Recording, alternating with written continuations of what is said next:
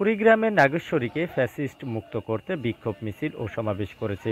উপজেলা ও পৌর বিএনপি এবং তার অঙ্গ সংগঠন।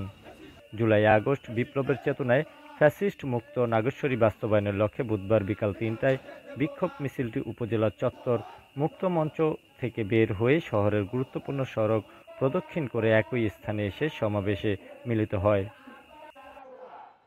উপজেলা বিএনপির আহ্বায়ক গোলাম রসুল রাজার সভাপতিত্বে এই সময় সমাবেশে প্রধান আলোচক হিসেবে বক্তব্য রাখেন জেলা জাতীয়তাবাদী আইনজীবী ফোরামের সাধারণ সম্পাদক public prosecutor advocate Bazlur Rashid. এছাড়াও উপজেলা বিএনপি সিনিয়র যুগ্ম আহ্বায়ক শফিকুল আলম শফি, যুগ্ম আহ্বায়ক তানজিমুল ইসলাম কিরণ, মোজাম্মেল হক দুদু, সদস্য সচিব মোখলেসুর রহমান, পৌর বিএনপির আহ্বায়ক আবুল কাশেম সরকার, সদস্য সচিব আজিজুল হক, উপজেলা এনসিপির আহ্বায়ক হাফিজুর রহমান খান জুয়েল, উপজেলা যুবদলের যুগ্ম আহ্বায়ক ফরহাদ হোসেন,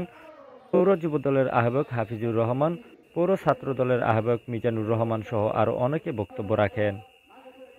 এ সময় বক্তারা জানান, প্রশাসন সহ বিভিন্ন প্রতিষ্ঠানে ফ্যাসিস্টদের দোসররা চেয়ার দখল করে আছে, তাদের বিরুদ্ধে আইনি ব্যবস্থা নেওয়ার দাবিও তোলেন তারা।